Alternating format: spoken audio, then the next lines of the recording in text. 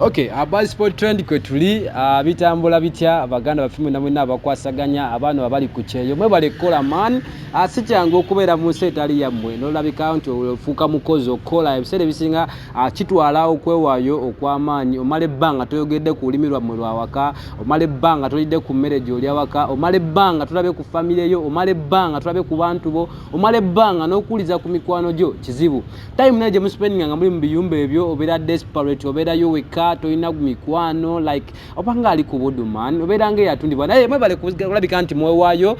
ne mubeera bakozi si kyangu man nze mbawa respect y'amannyo. I salute you abaana abali Canada abaana abali Dubai abaana abali Saudi Arabia mu biyumba abaana abali Qatar abaana abali Jordan mwena nzo batasoma bitulu byonna bimalayo naye buli omu gy'osinzira okulabika nti oli nonoonye kikumi webale nnyo man mwe mu nsonga lwaki Uganda eno yeetaaga okulaakulana yeetaaga abakulembeze abatuufu otherwise Fred's agemanya gange bagita buzz sport trend kwetuli nolwairo ngobe bumala oba oliawo okujjanga bulijjo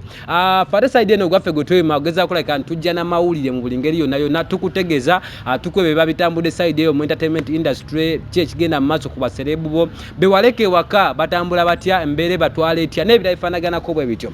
this time round amawulire genkuleetedde g'omukulu Henry Mwanje banaye Henry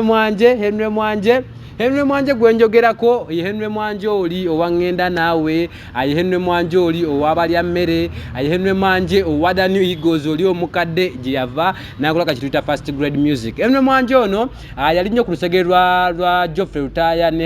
Irene Namatovu okumala kabanga kawerako wabula kati nakuzo yegulidde amawulire ekindeese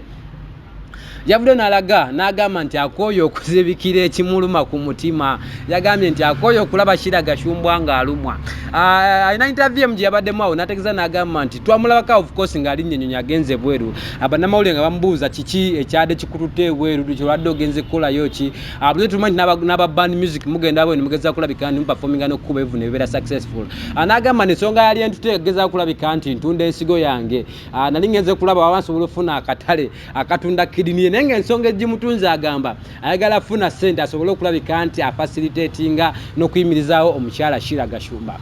mu bigambo bye nga ye Henry Mwanje agamba nti akooye okulaba Sheila Gashumba ng'alumwa leero n'enkya Jona Luli nga bagodies plan bamulekawo ate bafik famake bamwesomeramu nga bwe bamwagalako ne bamusuulawo mbw ate simanya Rickman amwani followings amenya omutima n'agamba ebintu ng'ebyo akooye obbira ensonga lwaki asazeewa general empitirivu agikuba Sheila Gashumba maaso Henry Mwanje yayongeddeko n'ategeeza n'agamba nti kati saazi bwe twogera Sheila Gashumba ayagaddeko ku barasta bali abayaayi ba grenade ba Rickman abagaddeko bonna abakuba music oli owaraga wabula ku mulundi guno ajagezeeko ku laavu y'abayimbi ba band music alabe nti omukwano tebakoma bukomi kuguyimbako mu bigambo wabula kye bategeeza nti bo balina omukwano nga bo abayimba band music so asuubiza binnyo Heaven and that agamba nti alumwa nnyo lwakera ku makyana agenda ku social media okungalaba Sheila Gashumba kaluma bambike kasilimu model akasilimu baby ne bagatta kukatekako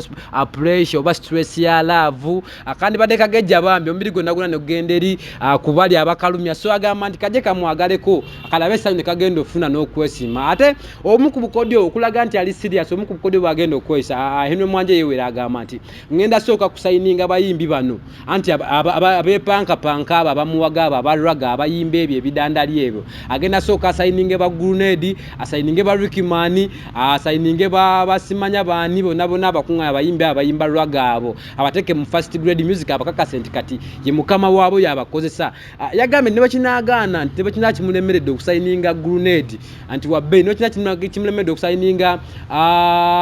Rickman at least agenda sayininga abayimba music apana boy batyo abere nti alina abavubuka abasikiriza Sheila Gashumba nti buli ngeri yonna abe n'ensonga lwaki ajja nti bwanegomba abayimbi bano basayiniza abayimba raga ajja kujjanga ayagala abayimbi bali alyoka afuna ensonga lwaki ateetuuka ku mukama waabwe adadi Henry Mwanje asobola ogezaako kulabika nti amunaaza love n'ebitole naye yeewuunye yagamba nti bwamwaga tagenda kuddamu kulabika nti alumwa asimanya bino biki abuvubuka obwo ate ye tafuddeeyo amanyi mwogera nnyo mu social media in-laws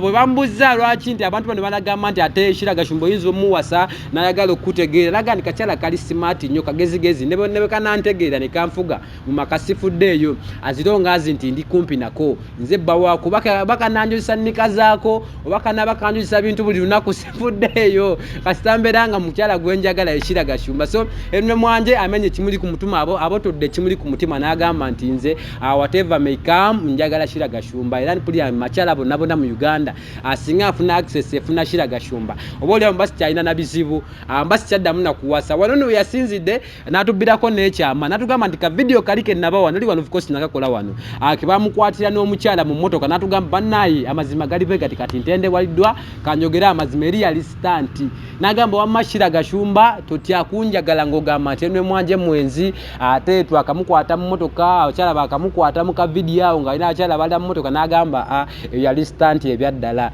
avude n'abotole ekyama nagamba nti video gye nakola eri nga ndi mu motoka yali stanti ebyo nabyo nabikoze lwaki abikoze lwa mukwano omungi gwayina eri Sheila Gashumba Eric Manso bebiga bya Henry Mwanje yagamba nti omukyala w'ebiroto bye mu music industry mu entertainment buli wamu Sheila Gashumba ka staff n'akakyala akalabya ddangu bulambe bujjaba bukyukidde ddala nga takyalina n'ekimu kyagezaaho kulabika nti yejjusa. So awo tuyo nakulali bagita Passport Trend kwe tuli Afreza gemanya gange ensonga z'omukulu Rick Man ne Sheila Gashumba sorry ensonga z'omukulu Henry Mwanje katugenda kakyusaamu akatambi Henry Mwanje ayagala Sheila Gashumba. So yavude nageza kulabika nti agamba ekijja kijje nkoyo okufa n'ekintu ku mutima kanne yabye ngambe ensa amazima sikulwanga bamuntwalako nga nkyala babino simanya ngendo kebera ku social media smart Sheila Gashumba smart Rick Man amwani followings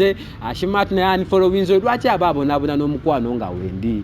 so Sheila Gashumba omukulu Henry Mwanje agambye nti ensonga z'omukwano walogeza kulabika nti toddamu kulaba nnaku nakaba wali agambye nti mugezeeko asobola ogeza kulabika nti akunazaako ennaku Passport Trend ateweerabira subscribinga likinga osharinge atugezeeko kulabika nti tunyumirwa obulamu n'omulala ali eri asobola ogeza kulabika nti message emutuukako Atlas Raymond ye muganda gwekoze nayo ku kamera ateweerabira subscribinga likinge osharinge tojja kukwatagana omulundi ogunaddako olunaku lwalirawo wembakomeza mbasiibudde mweraba.